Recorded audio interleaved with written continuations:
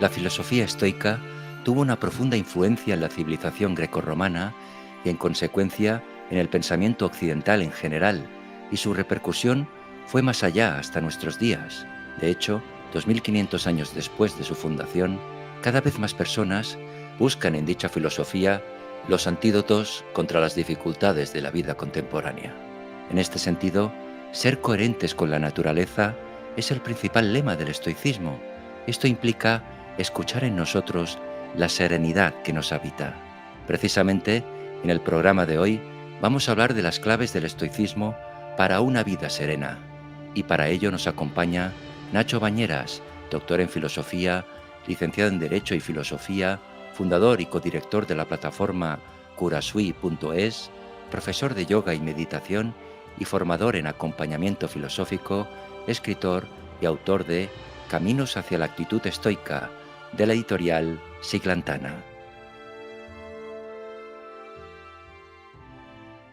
Bienvenidos a la Era del Ser.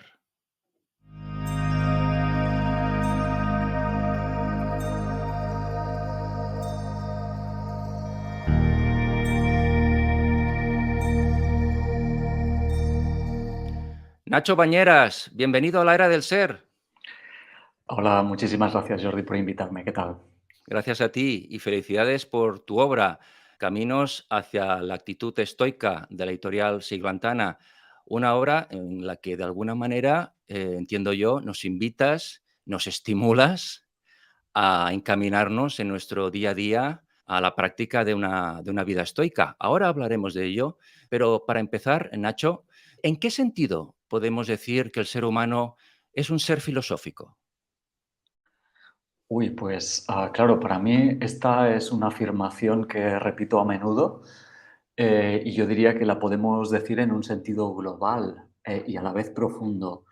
El ser humano es un ser filosófico, primeramente porque se puede hacer preguntas. Eso nos remite a que es un ser consciente, ¿no? Yo puedo ser consciente, puedo darme cuenta de las cosas y uno de los acontecimientos que más me interpelan en este darme cuenta es que soy un ser finito, es decir, que soy un ser que sabe que va a morir, aunque no sabe ni cuándo ni cómo.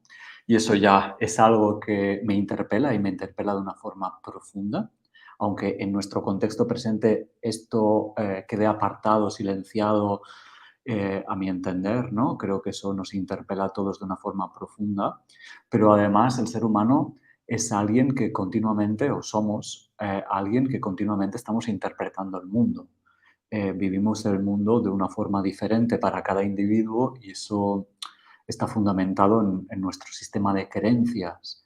Entonces, en este sentido, también entiendo que el ser humano es un ser filosófico en la medida en que interpreta el mundo y que estas interpretaciones además le condicionan a vivir de una forma determinada. Claro. Y a la vez, por último, tenemos cierto margen de libertad para hacernos cargo de esas interpretaciones, ¿no? ¿Por qué interpretas tú de una manera y yo de otra? Esta diferencia me permite a mí cuestionarme la forma en la que yo tengo de interpretar y ese es el margen de libertad que lo veremos para los estoicos es fundamental, pero que creo para la filosofía también, que me abre a un camino, que es el camino del autoconocimiento, que es el que me hace un ser, a mi entender, libre. Ahora entraremos propiamente en el estoicismo, Nacho, pero entiendo, escuchándote, que entiendes a la filosofía como tal, no como algo meramente teórico o una acumulación de datos o saberes, sino como un camino, ¿verdad? Un camino de evolución, un camino para poder vislumbrar de alguna manera quiénes somos, qué somos y cómo queremos vivir también, ¿no? Claro, en realidad esta pregunta que me haces tiene relación con la anterior, ¿no? Si el ser Claro, humano está íntimamente ligado a la filosofía se convierte en una práctica de vida, ¿no? En una práctica de vida a lo que me invita es, así de una forma somera, a ser consciente de mí, ser consciente de qué parámetros o a través de qué creencias vivo el mundo y eso me condiciona, a una práctica de vida que también me permite ver, ¿no? En mis propias heridas, ¿no? Los traumas que tengo de mi vida que también me condicionan a vivir de una forma determinada, la conciencia respecto a la muerte. Por tanto, la filosofía siempre ha invitado, a través de ese famoso conócete a ti mismo, ¿no? Del templo de Delfos, hacer esta práctica de vida que implica llevar una vida más consciente, pero no solo una vida más consciente a nivel individual, ¿eh? Ahora lo veremos con el estoicismo, que es un paradigma o un ejemplo, sino a trascender incluso esta mirada individual y poder acceder a una mirada contemplativa, que en realidad es la mirada teórica. La verdadera mirada teórica es una mirada contemplativa. No hay que olvidar que teoría en griego quiere decir ver.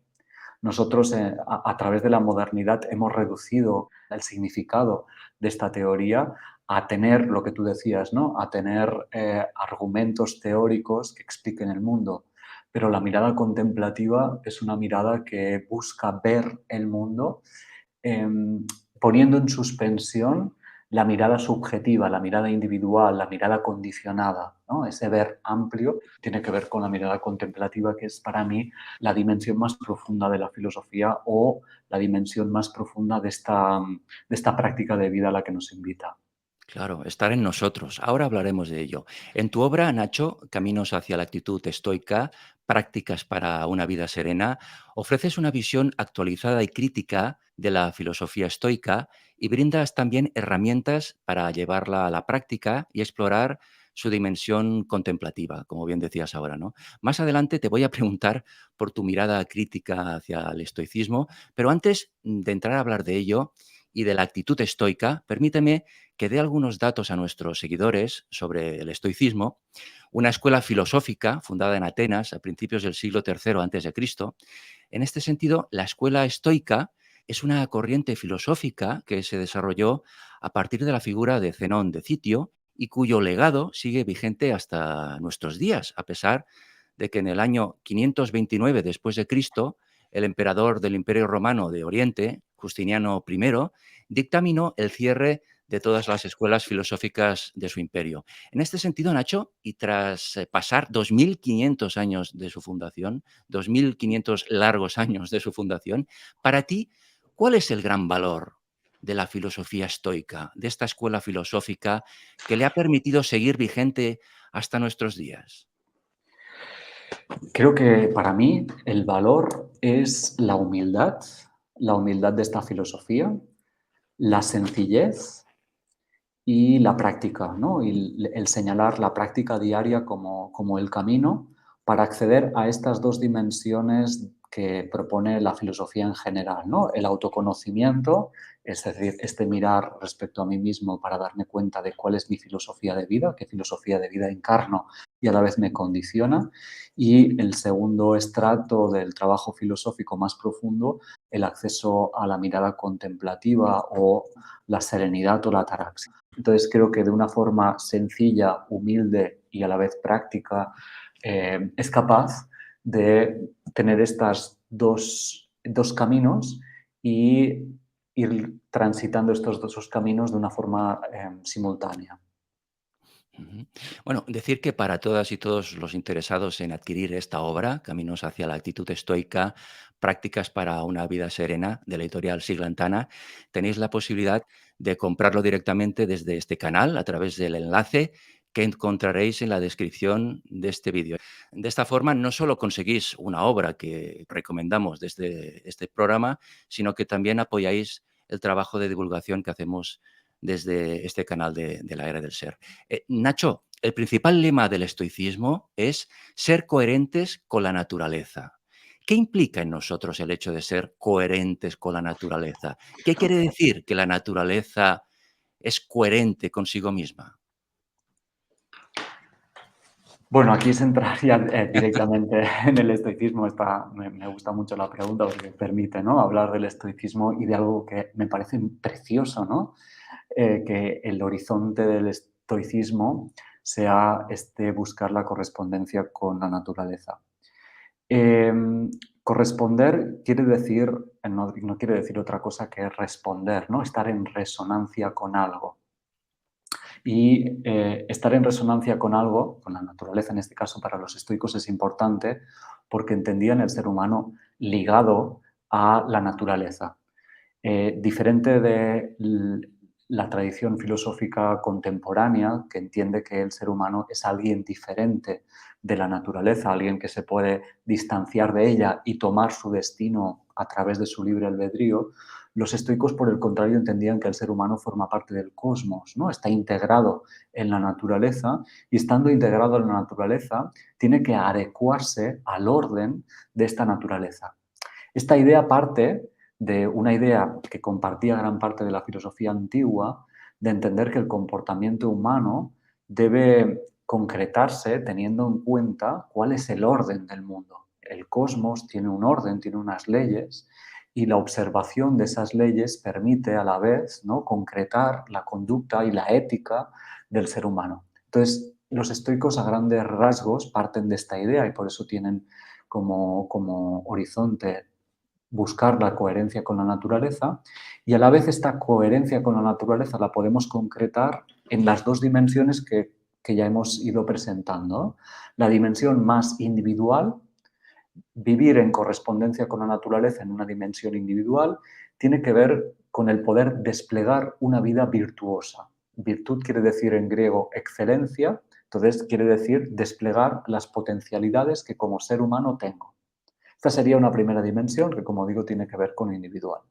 Y una dimensión más profunda tiene que ver con adecuarme de una forma profunda con la coherencia de la naturaleza. Y ese encontrar que de la naturaleza humana hay que sea afín con la naturaleza. Y esa, con la naturaleza en mayúsculas, ¿eh? Y esa no es otra cosa que el estado de ataraxia. El estado de ataraxia, la serenidad, que en otras culturas, ¿no?, se nombra como nirvana, como estado de iluminación, que podrían tener lazos de similitud, pues ese sería el estado de correspondencia con la naturaleza en mayúscula. Claro, como bien dices, ¿no? Ser coherente con la naturaleza es vivir en concordancia con ella. Pero, ¿por qué tenemos que salir de nosotros mismos, según el estoicismo, ¿no? ¿Por qué es preciso salir de uno mismo para concordar con la naturaleza? Cuando me hacen esta pregunta siempre me remito a un ecosistema, ¿no? Generalmente, ¿no?, el ecosistema funciona porque tiene unas leyes, que son las leyes del ecosistema, y claro, lo que hacemos nosotros como individuos es interpretar nuestra vida en base a nuestro referente individual. Yo en mi día a día voy interpretando lo que me va pasando en base a mis intereses. Y de ahí se abre una interpretación que generalmente funciona a través de polaridades. Bueno o malo, útil inútil, satisfactorio insatisfactorio, etcétera, etcétera.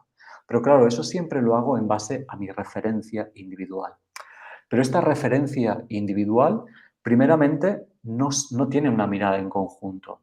Yo no puedo saber si lo que me está pasando ahora, aunque me duela o me alegre, va a tener repercusiones negativas o positivas dentro de 10 años. Yo no tengo la mirada de un águila para poder ver en amplitud todo el recorrido de mi vida. Eso ya, digamos, eso es una respuesta como para cuestionar al menos esta continua interpretación que hacemos en base a la individualidad. Pero es que además interpreto en base a unas creencias que también son muy relativas, que también son condicionadas a mi entorno, mi contexto sociocultural, económico, etcétera, etcétera.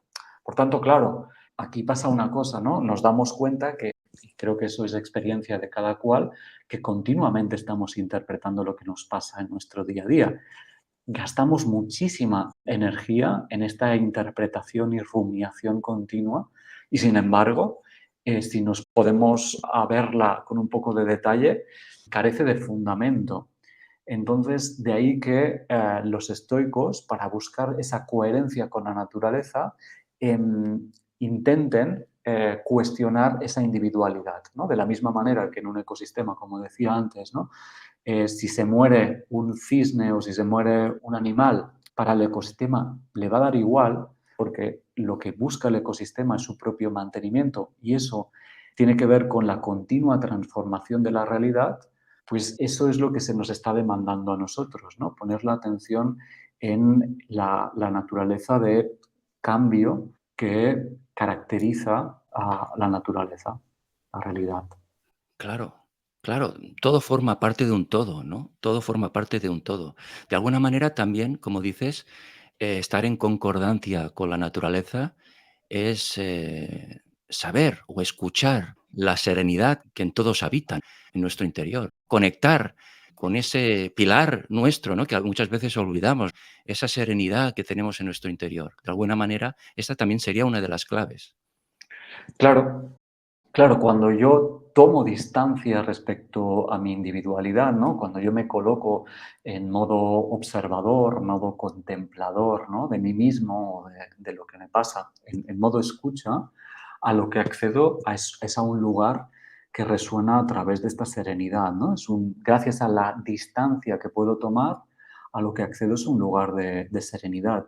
Entonces, ese lugar de serenidad para los estoicos es algo a practicar, ¿no? Es algo a practicar porque generalmente me dejo llevar por la película de mi individualidad, ¿no? Entonces, bueno, el ir ganando a través de la práctica con esa distancia me permite cada vez más estar situado en este estado contemplativo, este estado sereno. Ujú. En tu obra, tu magnífica obra, bueno, indicas algunos de los accesos para salir de uno mismo, ¿no? Das muchos ejemplos, como son la propia belleza, la amabilidad, la lógica, o como dices, ¿no? La renuncia del propio deseo. En resumen, un poco, el pensamiento estoico afirma que existe, como dices, un orden en el mundo. Este orden es previo al ser humano, también su naturaleza y funcionamiento es ajeno a su control. Al ser un orden ajeno al ser humano y previo, este último queda subordinado a él. El ser humano puede ignorar este principio o ser coherente con él. Si lo ignora, esta será su principal causa de sufrimiento. Ser coherente con este principio implica vivir de una forma virtuosa y vivir serenamente, tal y como desarrollas en tu obra. Entonces, en resumen, Nacho, podemos decir que el estoicismo es tanto una práctica de vida como una práctica contemplativa.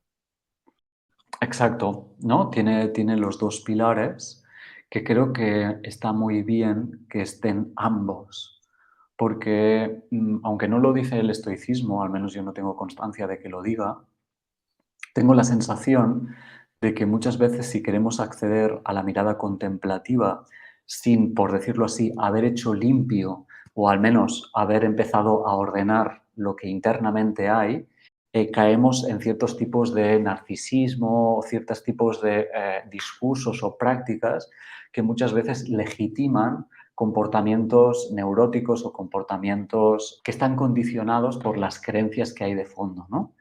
Y a la vez, si nos quedamos únicamente en el autoconocimiento individual, perdemos de vista, ¿no? Nos quedamos mirándonos el ombligo y perdemos de vista esta profunda invitación del estoicismo a salir de nosotros. Entonces, ambas para mí van ligadas, están juntas y se complementan una con la otra, ¿no? Porque a la vez que voy purificando, haciendo la tarea de catarsis, que en griego quiere decir purificar, quiere decir limpiar, en la medida en que voy limpiando mi interioridad, voy contactando con la mirada contemplativa.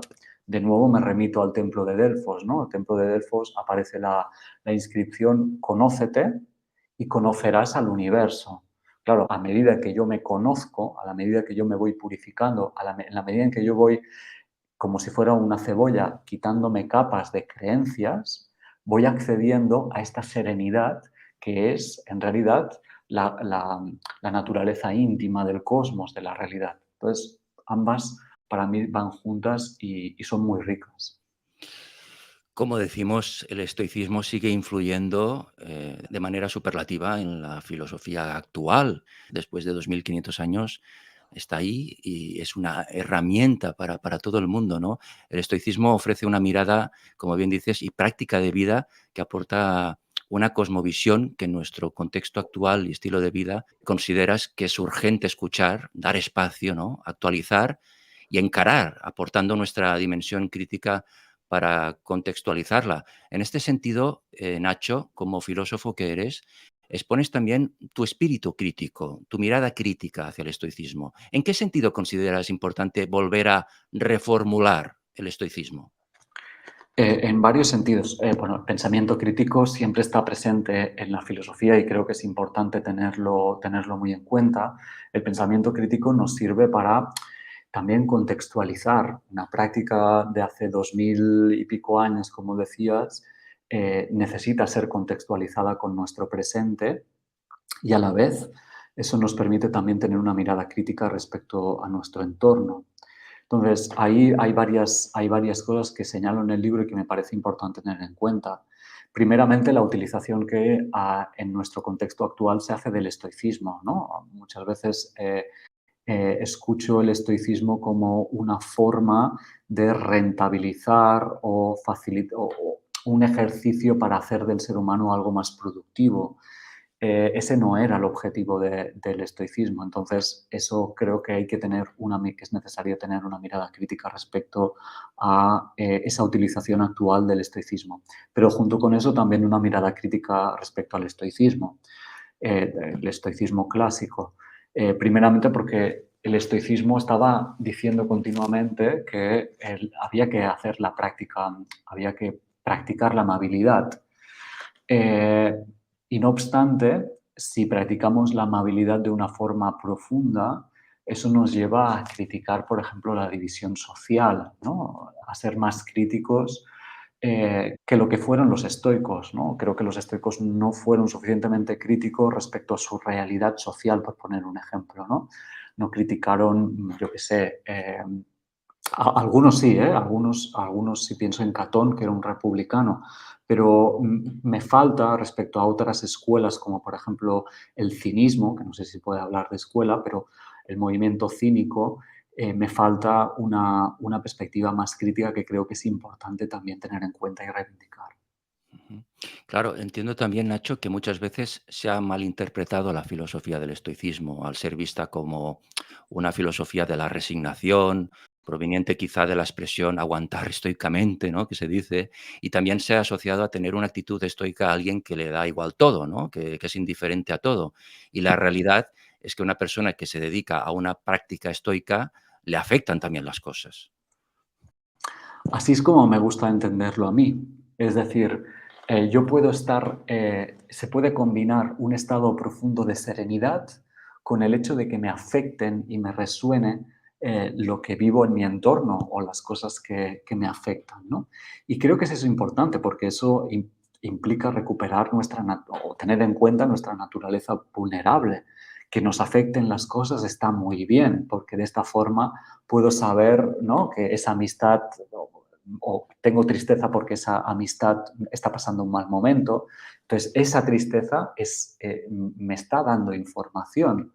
O, eh, o tengo rabia, esa rabia también me está dando información de lo que me está pasando.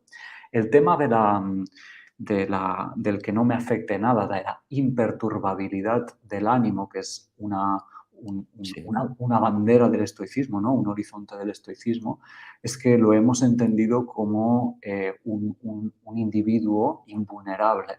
Y creo que hay un matiz importante a tener en cuenta, que es entender el ser humano en esta doble dimensión. Hay una profunda serenidad que siempre, siempre, siempre nos acompaña. Otra cosa es si le ponemos conciencia o no. Y hay una dimensión individual a través de la que resonamos con el mundo, y gracias a esa resonancia podemos vincularnos de diferentes maneras y tener información, conocimiento de cómo nos afecta y afectamos al mundo. Ese autoconocimiento nos permite saber del mundo y de nosotros. Entonces creo que es fundamental no renunciar al hecho de que nos afecten las cosas. Claro, claro. Como bien dices, ¿no? La imperturbabilidad del ánimo es un objetivo del estoicismo, pero se ha malinterpretado. No tiene nada que ver con pasar de todo, ser indiferente, sino que tiene que ver con, por ejemplo, con el apego, la dependencia emocional. O sea, tenemos que ser imperturbables delante de las creencias que nos atan, de la dependencia emocional, del apego. Esto es lo que decían los estoicos, dice el estoicismo, ¿no? Em, ¿Qué mirada quieres destacar por encima de todo del estoicismo con tu obra? ¿Qué mirada quiero destacar? Ostras, esta pregunta me haces pensar, ¿qué mirada quiero destacar? El estoicismo para mí responde a una pregunta que es importante. Creo que la formulo en el libro. La pregunta es, ¿cómo estar en el mundo? ¿Cómo estar en el mundo? sin ser del mundo, siendo no obstante para el mundo. ¿Cómo estar en el mundo? Es decir, para mí estar en el mundo es algo que no podemos evitar, por tanto, hay que estar de una forma profunda, manteniendo esa distancia sin ser del mundo, es decir, sin apegarme al mundo y a la vez siendo para el mundo, es decir, pudiendo como decían los estoicos, ¿no? Mm, mejorar el mundo, o más que mejorarlo, respetar el orden del mundo. Claro, o sea que de alguna manera vaciarme de mí mismo para el mundo significaría eso, lo que estás diciendo, ¿no? Sí, o sea, vaciarme de mí mismo para entregarme, o sea, para entregarme al mundo, ¿no? Para tener esa mirada de aceptación y a la vez de amabilidad, ¿no? Amabilidad respecto al otro, respecto a los otros, en sentido amplio, no solo los seres humanos, sino también de amabilidad respecto a los acontecimientos que me trae la vida, ¿no? Marco Aurelio, que es un filósofo que me gusta mucho, un estoico, dice, la vida continuamente me está trayendo acontecimientos, ¿no? ¿Cómo puedo colocarme? ¿Cuál es la actitud que me permita abrazar completamente esos acontecimientos, ¿no? Manteniendo la actitud serena. Claro. Y esos acontecimientos también nos sirven para ir escalando, entre comillas, los peldaños de nuestra vida, ¿no? En esa evolución que todos hacemos y que de alguna manera es interminable, como decía Sócrates, ¿no? Solo sé que no sé nada.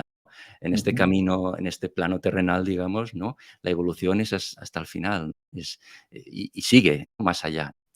Como decíamos, la finalidad de tu obra es estimularnos de alguna manera a llevar a la práctica en nuestro día a día la vida estoica. En este sentido, apuntas que la actitud estoica es la mejor actitud para lograr una vida plena y serena. En este contexto, Nacho, ¿qué caracteriza a la actitud estoica? Yo creo que es una práctica. Es decir, ¿por qué la nombro como la mejor, más allá del marketing que pueda haber aquí? Por una experiencia personal. Yo, cuando yo empecé la carrera de filosofía, buscando la carrera de filosofía y me encontré filosofía occidental y buscaba respuestas, ¿no? Respecto a mi propia vida, yo creo, ¿no? Y no las encontré, no me las ofrecieron en la carrera.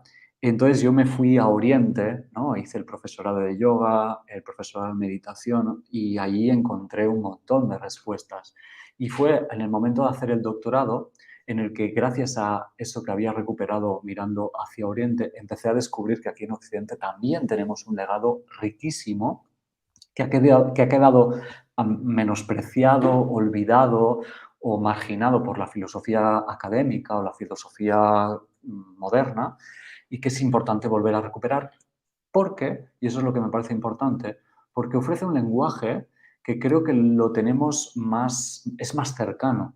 Y por tanto, siendo más cercano, al menos a mí, tiene más capacidad de repercutirnos, de interpelarlos, de zarandearnos, ¿no? Entonces, en este sentido, creo que por eso la actitud estoica me parece un buen camino. Y junto con ello, por lo que decía al principio, porque me parece que es una práctica sencilla, es decir, una práctica universal para cualquier persona. No se necesita más que empezar y ir poniendo atención, porque creo que la atención en realidad es un elemento fundamental del estoicismo y hoy en día, además, nuestra atención la tenemos ¿no?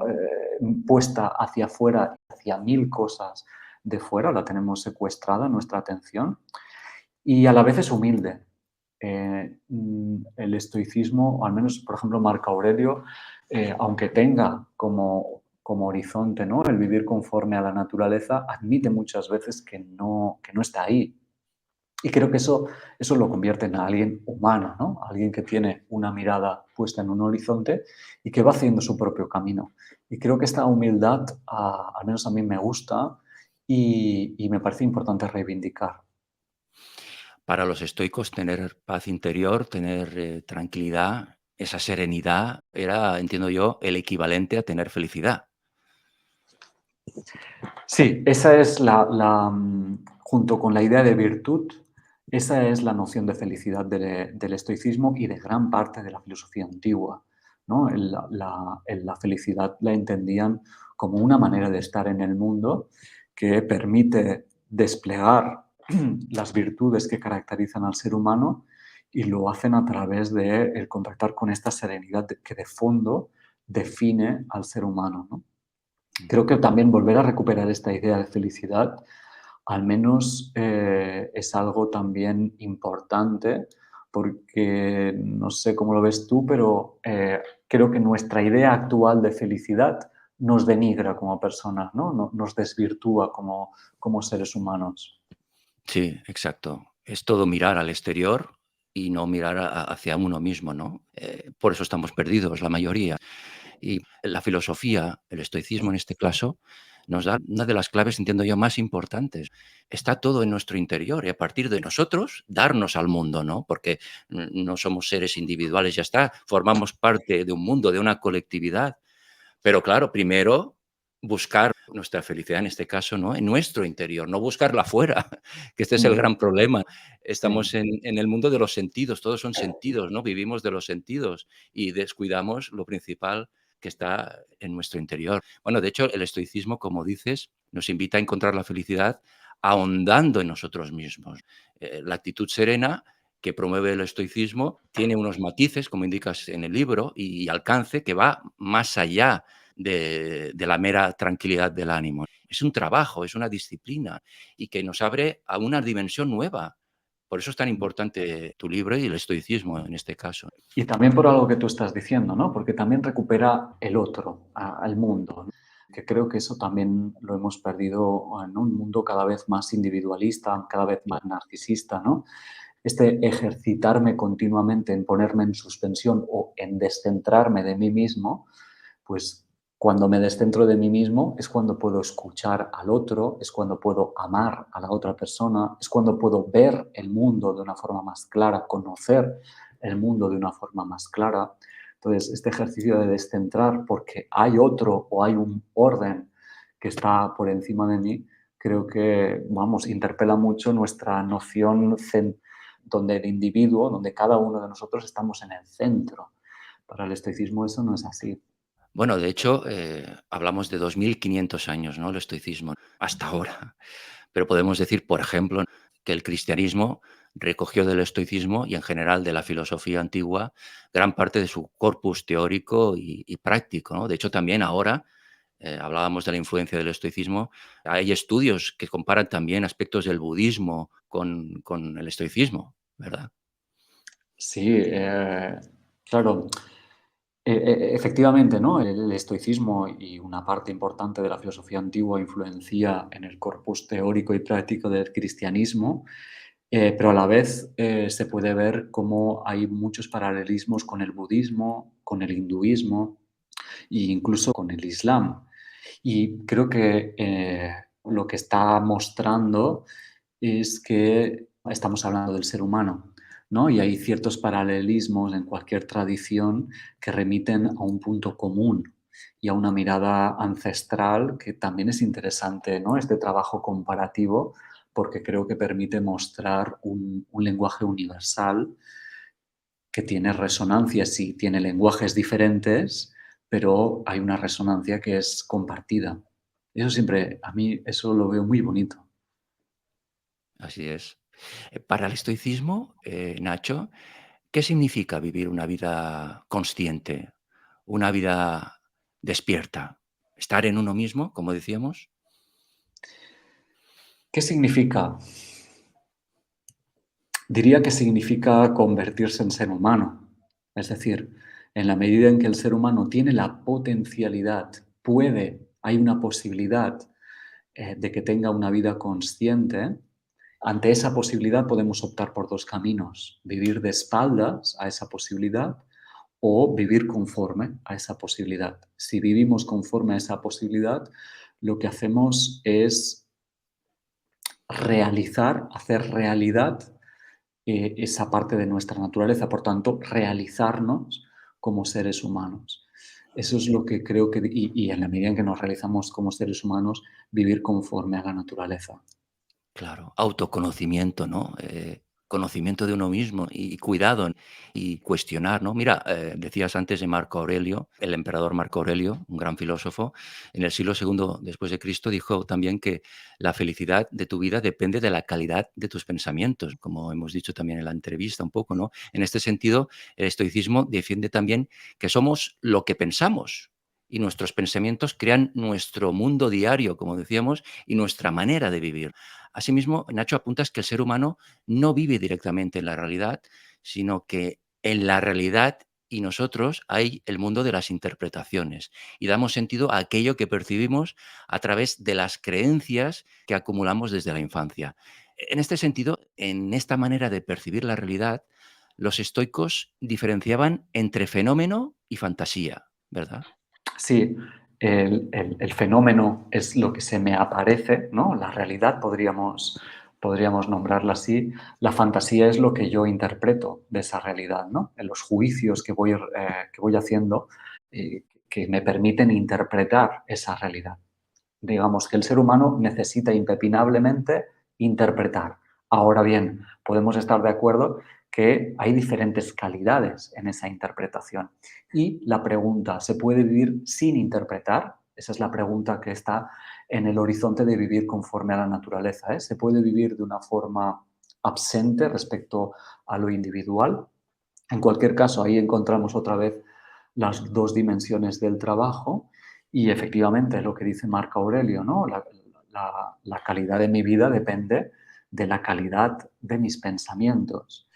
Y generalmente mis pensamientos les doy el criterio de naturalidad, es decir, pocas veces me cuestiono aquello que creo, generalmente lo que creo del mundo o lo que creo de mí mismo, ¿no? Muchas veces cuando hablo con muchas personas, lo que me comentan es la mala autoimagen que tienen de sí mismas. Bueno, pues esa mala autoimagen que generalmente a veces damos como por natural, ¿no? Yo tengo poco autoestima o yo creo que tengo poco valor y a través de eso vivo, pues eso se puede cuestionar porque eso tiene que ver con un conjunto de creencias que están construidas, que vienen construidas y son heredadas de mi entorno familiar, mi entorno cultural, etcétera, etcétera. Eso para Claro. los estoicos es el pensamiento, es el trabajo de la filosofía, porque no tenemos que olvidar que pensar también quiere decir cuidar, ¿no? De ahí que, ¿no? Mi escuela se llama el cuidado de sí, el cuidado del mundo. Cuando yo me pienso a mí mismo, cuando yo tengo una autoconciencia respecto a mí mismo, lo que también estoy haciendo es cuidándome, estoy velando por mí, ocupándome de mí. Y eso Claro. es una dimensión del pensamiento que creo que es importante tenerlo. Es fundamental, es fundamental. Claro, según las gafas en las que miro el mundo, estas me condicionan a vivir de una manera determinada, ¿no? Y muchas veces nos apegamos a esas gafas pensando que son la única manera de ver el mundo y muchas veces las creencias nos generan sufrimiento porque la vida es permanente transformación, es permanente evolución. No tiene nada que ver el Jordi o el Nacho de ahora de hace 10 años o 5, ¿no? Todos vamos cambiando. Y si estamos sujetos a esas gafas que no queremos cambiar, pues es cuando nos encallamos de alguna manera. Tal y como citas en tu libro, qué importante es la pregunta estoica previa de si está bajo nuestro control aquello sobre lo que nos queremos ocupar, que muchas veces olvidamos, ¿no? En este sentido, en tu obra indicas que las creencias son nuestros barrotes y los pensamientos nuestra cárcel. Las creencias serían de alguna manera nuestra zona de confort, ¿no? Donde nos sentimos cómodos, lo que nos han enseñado y donde nos sentimos con cierta seguridad y sin peligro. Pero según el estoicismo, ¿cómo podemos cambiar nuestra forma de pensar? ¿Cómo podemos cambiar nuestras creencias? Qué buena pregunta, ¿no? Una cosa es decir que cambiemos nuestras preguntas y otro es cómo, ¿no? Eh, de entrada es importante entender que nosotros tenemos una relación respecto a nuestras creencias de apego, porque las creencias, aunque puedan ser distorsionantes o aunque me puedan generar malestar, me ofrecen una cierta mirada, una mirada del mundo, de mí mismo, y eso en realidad, de fondo, me da una sensación de control y de seguridad. Entonces, abrirme a cuestionarlas siempre es entrar en contacto con la incertidumbre y eso en general nos tira para atrás. Pero creo que la mejor manera para cambiar las creencias, o al menos para empezar a darme cuenta de ellas, porque primero, antes de cambiarlas, tengo que darme cuenta de una forma profunda de esas creencias. Para mí la puerta sigue siendo, aunque es una puerta incómoda, es el sufrimiento. El sufrimiento es la grieta que me permite, eso lo dirá un estoico que para mí es el mejor estoico, que es Spinoza, en el siglo XVII. En realidad, el sufrimiento es una grieta que me permite ver que algo de lo que estoy creyendo no se adecúa a la realidad. Entonces, aunque no nos guste, y somos una cultura, la actual, que no nos gusta observar o acercarnos al sufrimiento, la dimensión disfórica de la vida, disfórica quiere decir lo que cuesta de sostener, que generalmente eh, es la tristeza, la rabia y el miedo, como así las tres más, así, las genéricas, pues son esos tres caminos los que me permiten acceder a las creencias y son a la vez las que me estimulan a cambiar, ¿no? Es cuando contacto con el malestar y cuando empiezo a estar cansado de ese malestar o cuando me cuestiono de si ese malestar lo quiero mantener a lo largo de mi vida, pues ese es el punto inicial, ¿no? El punto a través del que me pongo las pilas y me empiezo a cuestionar aquello que creo. Ujú. El filósofo griego del siglo I, Plutarco, dijo lo siguiente: lo que logramos internamente cambiará nuestra realidad exterior. Claro, ¿no? En la medida en que tú decías antes, ¿no? La calidad de mis pensamientos ofrece una calidad en mi vida. Pues lo que está diciendo Plutarco es lo mismo, ¿no? En la medida en que yo empiezo a hacerme cargo de mis pensamientos, de mis creencias y las voy adecuando a la realidad, vivo o accedo a otra forma, otra manera de estar mucho más plena. Apuntas que es fundamental poder practicar formas de reflexionar que rompan con la dinámica usual, que nos permitan un pensar diferente. Ejemplos de ello que indicas en Caminos hacia la actitud estoica, por ejemplo, son trascender nuestro propio pensamiento, por ejemplo, la reflexión que nos llega desde otra persona, o también aquella reflexión que se acerca al silencio o a la actitud contemplativa como prácticas de vaciamiento que buscan dejar un espacio libre para que advenga la inspiración o la claridad. Lo que está claro, Nacho, es que debemos ocuparnos de nuestros pensamientos, tal y como desarrollas también en un capítulo de tu libro. Asimismo, ¿qué diferencia podemos establecer entre las creencias y las ideas? Sí, generalmente las entendemos como cosas que son iguales, ¿no? Pero el matiz es que la idea siempre va a ser una creencia que ha sido reflexionada, ¿no? Que la he puesto en suspensión, que he podido contextualizar y entonces es una idea una idea es una creencia madurada. Una idea es una creencia madurada que me sirve para este momento, me sirve para entender lo que me está pasando externamente o internamente en este momento, pero que mañana voy a tener que volver a replantear porque mañana, lo decías tú antes, ¿no? La realidad es variable y en constante cambio, pues mañana voy a tener que reevaluar. Lo que me sirve para hoy no me sirve para mañana, aunque lo que me sirve para hoy quiero que me sirva para mañana, ¿no? Hay un apego que entiendo que es natural, pero la vida no es así. Entonces, me va a tocar volver a reformular, volver a replantearme esa idea continuamente. Ujú. Bueno, como bien dices, ¿no? Las creencias son unas ideas con las que nos apegamos y no las cuestionamos. Y en cambio, las ideas son aquellas creencias que hemos sopesado, hemos cuestionado y transformado, por lo que hemos hecho un trabajo de, podríamos decir, de maduración respecto a esas ideas, ¿no? Lo que está claro es que interactuamos con nuestro entorno y eso también nos afecta. Por ello, indicas que autoconocimiento y pensamiento crítico no solo van de la mano, sino que se retroalimentan y se necesitan mutuamente. Exacto, ¿no? Que es en realidad lo que implica madurar, ¿no? En este viaje de nuestra vida, lo que estamos haciendo, o lo que podemos hacer, no siempre hacemos, pero lo que podemos hacer es madurar.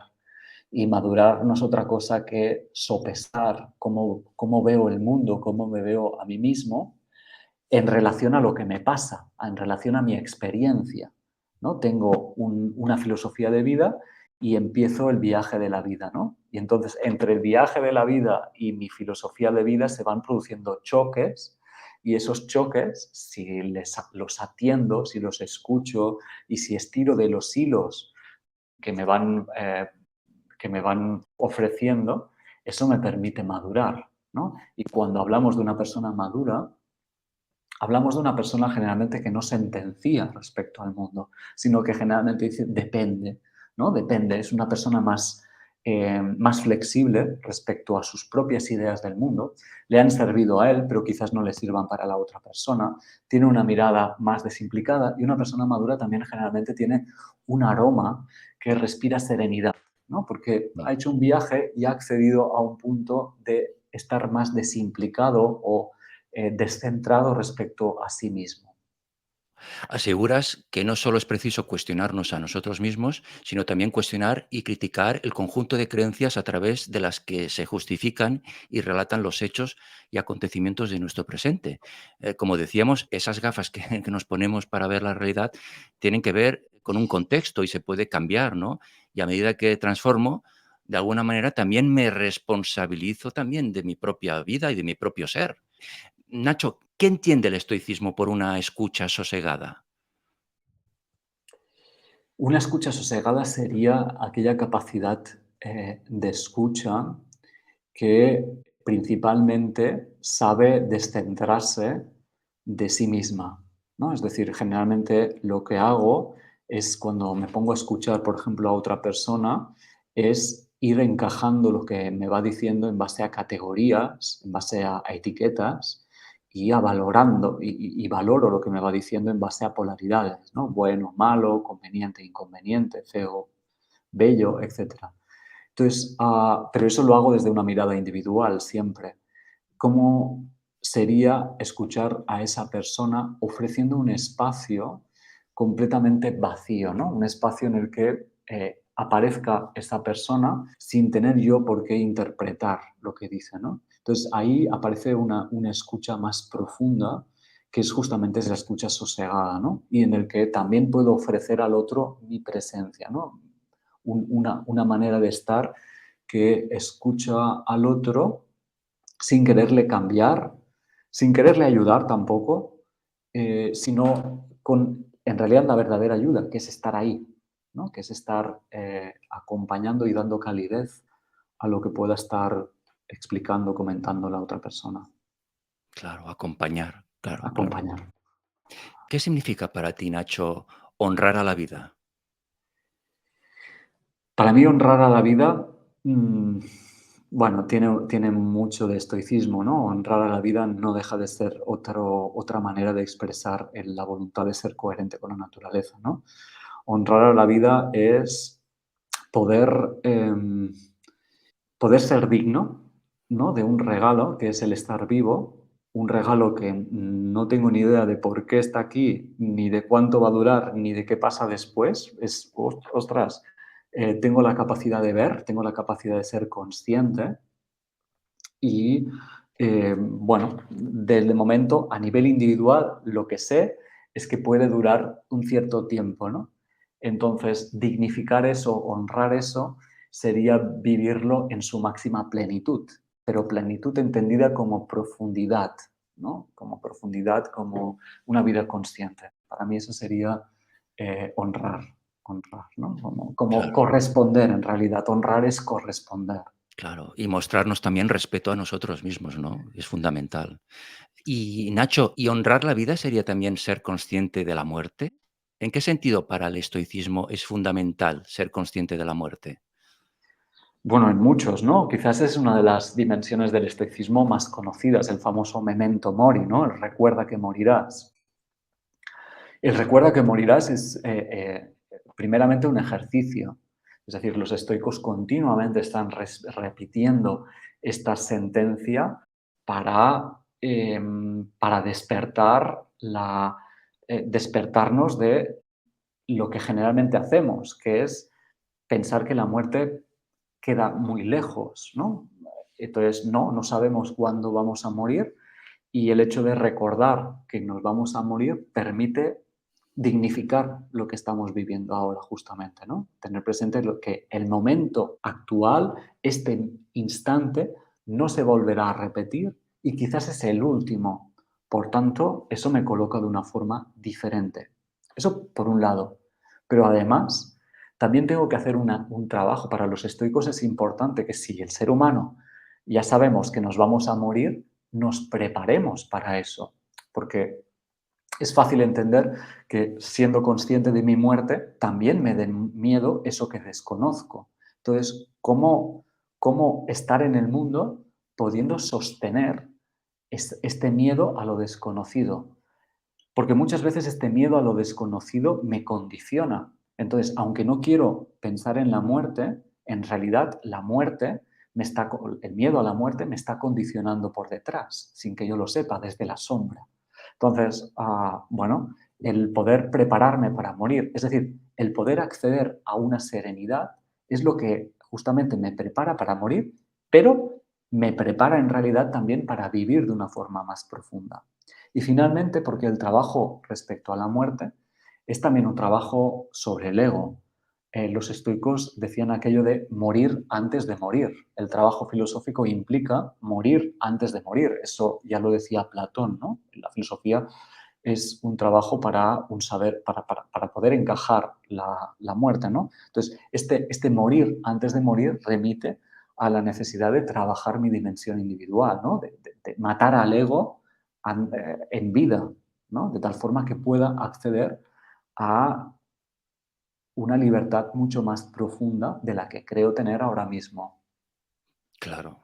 Como bien dices, una vida que tiene miedo a la muerte es una vida que tiende a ser más conformista. En realidad, una vida que al final le teme a la propia vida, ¿no? Podríamos decir, ¿no? O sea, que hay Exacto. que hacer, como bien dices, un trabajo con la muerte y con esa dimensión finita que todos tenemos en este plano.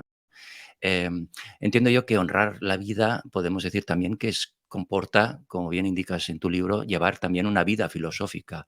La vida filosófica combina una mezcla de valentía, de coraje y arrojo para poder ver la vida como es, ¿no? Una combinación de alegrías y tristezas, de nacimientos y muerte, como estamos hablando.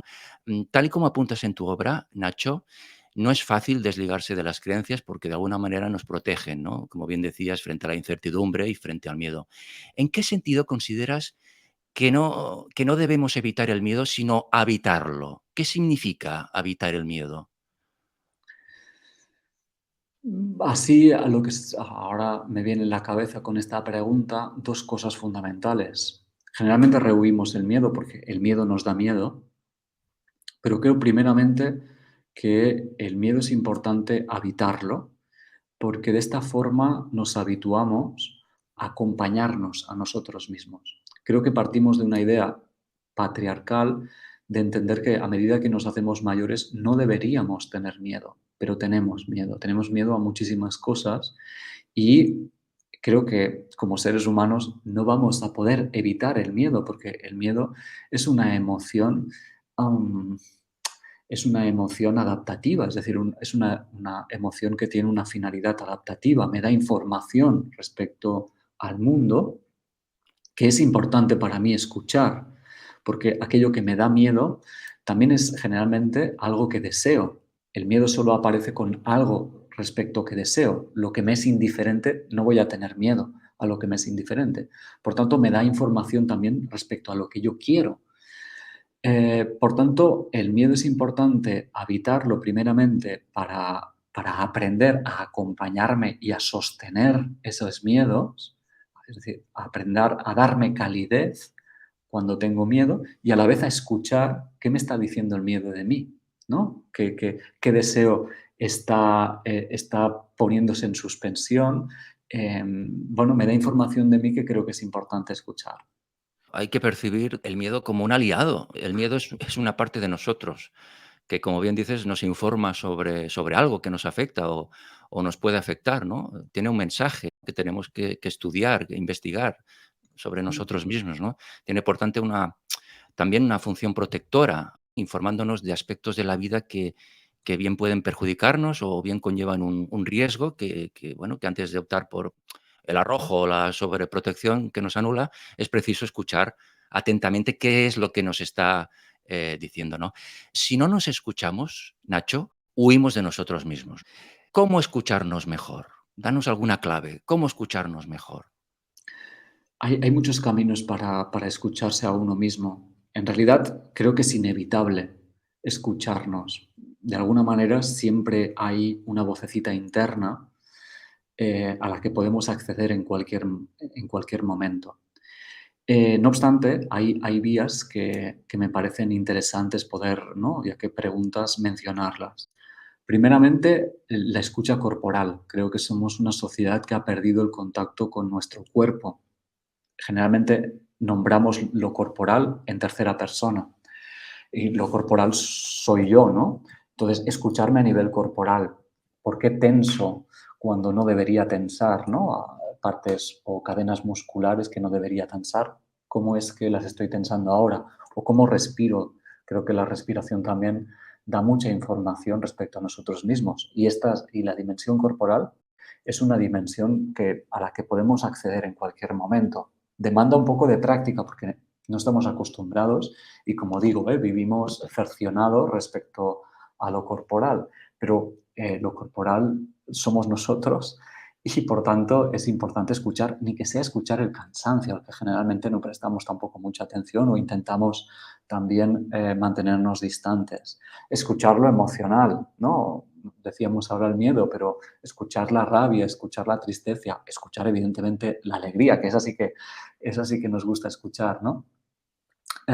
Escuchar lo que dicen los demás de nosotros también, creo que eso es importante, sin caer en la tendencia a querer agradar a los demás, ¿eh? Pero el otro siempre me va a dar información de mí que quizás no estoy viendo, ¿no?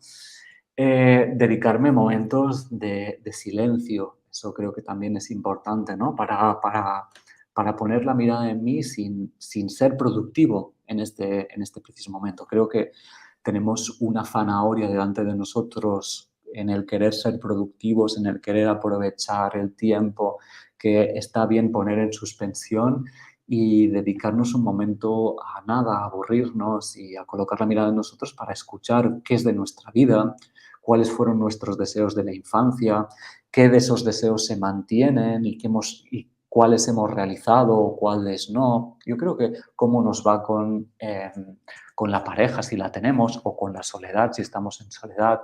Creo que nos estamos haciendo continuamente muchas preguntas, ¿no? La cosa consiste en ponernos a la escucha respecto a cómo respondemos a esas preguntas y en tener el coraje de ir estirando respecto a las respuestas que están ahí. Claro, es fundamental, como decíamos antes, en una sociedad que continuamente nos anima a poner la mirada fuera de nosotros, recuperar la capacidad de estar con nosotros mismos, de poder preguntarnos cómo estamos y desde ahí, desde ese autoanálisis, empezar, como indicas en tu obra, a habitarnos, a escucharnos, como bien indicas. Bueno, apuntas, estar contigo es ocuparte de ti. Una frase maravillosa, ¿no? Ocuparnos de nosotros mismos. Nacho, ¿a qué denominas como la ciudadela interior y cuál es su importancia para poder habitarnos?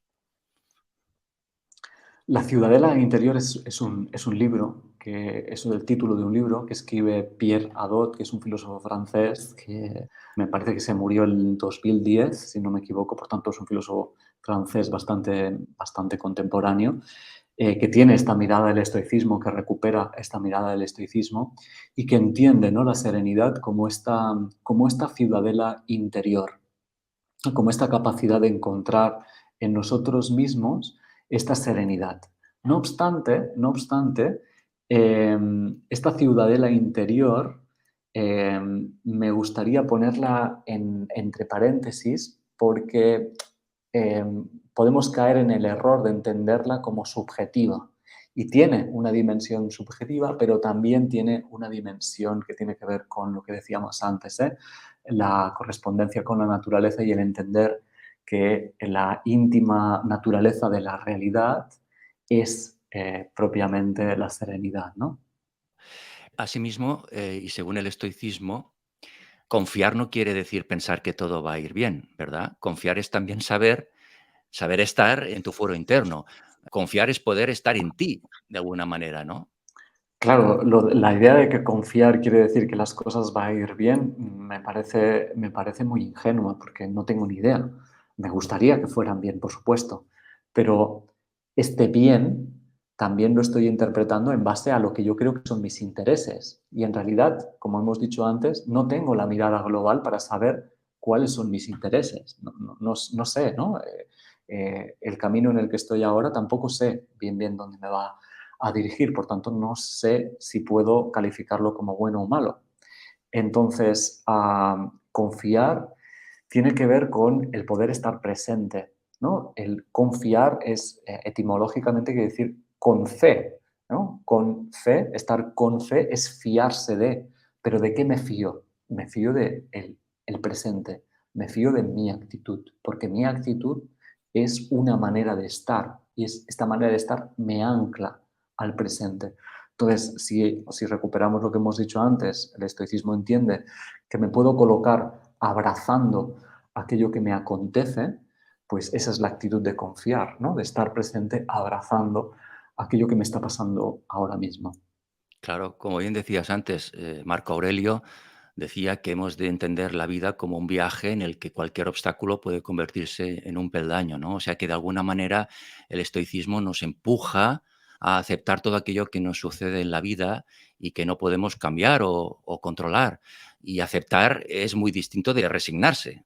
Y la diferencia está que en la aceptación, para aceptar un acontecimiento que generalmente, sí, que generalmente rechazaría, ¿no? Porque lo que nos cuesta aceptar es porque hay algo que queremos rechazar, lo que me obliga es a cambiar la perspectiva que tengo del mundo, ¿no? Una idea que tengo del mundo, ¿no? Yo pensaba que estaría con esta persona más tiempo y esta persona se ha muerto, ¿no? Entonces, aceptar que esa persona se ha muerto es cambiar la idea que tengo del mundo. No voy a estar con las personas que me quiero para siempre, sino que eso tiene una vida finita que ni tan siquiera sé cuánto, ¿no? Entonces, el proceso de aceptación siempre implica una transformación en mí. De ahí que Marco Aurelio diga, ¿no? Convertir el muro, aquello que generalmente no quiero aceptar, en un peldaño, ¿no? En algo para cambiar y hacer el proceso de autoconocimiento. Nicolás Maquiavelo, diplomático, filósofo, político y escritor italiano del siglo XVI, dijo lo siguiente, Nacho: pocos ven lo que somos, pero todos ven lo que aparentamos. Está claro que la filosofía ayuda también a desvelar la máscara que muchos llevan en su día a día. Y de alguna manera el estoicismo, esta filosofía amable, nos ayuda a encontrar, nos propone un recorrido para desvelar quiénes somos, ¿no? Para conectar con nuestro interior, para estar con nosotros, para ocuparnos de nosotros. El estoicismo entiende al ser humano como alguien orientado a florecer, y para florecer debemos hacernos cargo de nuestra ignorancia, ocuparnos de nosotros y del entorno en el día a día. En tu obra nos ofreces un posible recorrido, como digo, para que nos habitemos y giremos la mirada hacia nosotros y nos interpelas a adentrarnos por el camino del autoconocimiento y la contemplación.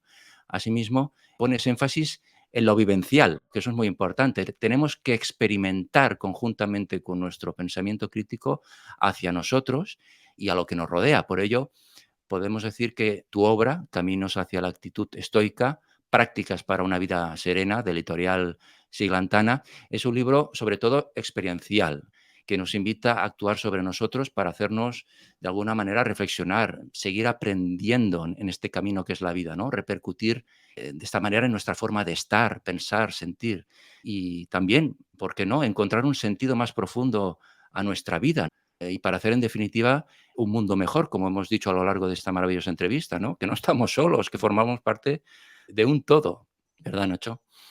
Sí, sí, no, sí, gracias por presentar así el libro. Me alegro que ¿no? Le veas esta parte práctica. Espero entonces haber sido ¿no?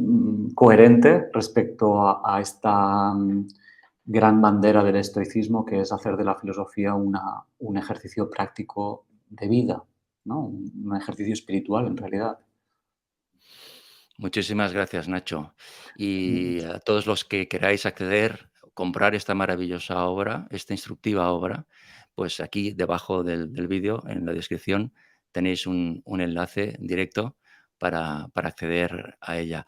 Cuéntame un poco para finalizar, eh, Nacho, la labor que realizas en tu plataforma, en tu gran plataforma de acompañamiento también filosófico, ¿verdad? Que nombrabas antes, que es Cura Sui, Cura Mundi, que significaría el cuidado de sí mismo y el cuidado del mundo. Exacto, ¿no? Y a través de este lema es como se define la escuela plataforma, porque somos una escuela y a la vez una plataforma divulgativa, ¿no? De cursos, queriendo ofrecer este camino de autoconocimiento y pensamiento crítico desde una perspectiva no dual, desde una perspectiva contemplativa y ligados a la tradición occidental, aunque yo tengo formación también en filosofía oriental, básicamente, aunque también hay oriental dentro de Cura Sui y Cura Mundi, pues la mirada quiere ser desde aquí. Y a partir de aquí ofrecemos formación en acompañamiento filosófico, porque la filosofía en sus inicios y en su desarrollo fue una terapéutica del alma, ¿no? La filosofía era considerada como la medicina del alma y creo que esta tradición es importante volverla a recuperar con su metodología, sus prácticas, etcétera, etcétera. Y por eso hacemos tanto formación como acompañamos de forma individual y luego los cursos que vienen a ser esta combinación de ofrecer caminos de autoconocimiento y también pensamiento crítico. Qué importante es eso. Felicidades, Nacho. Mm. Me imagino que estás satisfecho de esta labor que haces, ¿no? Uno mismo, ¿no? Ver cómo puedes ayudar a los demás también, acompañándolos filosóficamente, pero también en ese crecimiento interior que proponéis en vuestra escuela. Es muy gratificante, sí. No deja de ser la expresión de lo que yo he seguido experimentando, ¿no? Pero sí, es muy bonito compartirlo con otras personas y a la vez enriquecerlo gracias a ese compartir, ¿no? El proyecto se va enriqueciendo gracias a las continuas interacciones que vamos teniendo y eso es muy, pero que muy bonito. Una escuela de autoconocimiento, pensamiento crítico y, como decimos, acompañamiento terapéutico. Me estáis viendo ahora abajo la web curasui.es. Nacho, para mí ha sido un placer tener esta conversación contigo. He aprendido mucho. Gracias de verdad y espero en otra ocasión seguir filosofando, seguir hablando de la vida, del crecimiento, de la evolución bueno, que no para, que como decimos durante la entrevista, ¿no? Es un camino que, como decía Sócrates, solo sé que no sé nada, tenemos que seguir trabajando en el día a día y estar con nosotros bueno, analizándonos a nosotros y el mundo en sí, porque formamos todos parte de lo mismo. Gracias de verdad, Nacho. Gracias a ti, Jordi, por el espacio, la lectura, las preguntas, tu tiempo también. Qué bien que exista este espacio, así que muchas gracias también para ti y para los oyentes que están por ahí. Hasta pronto, un abrazo fuerte. Un abrazo. Gracias.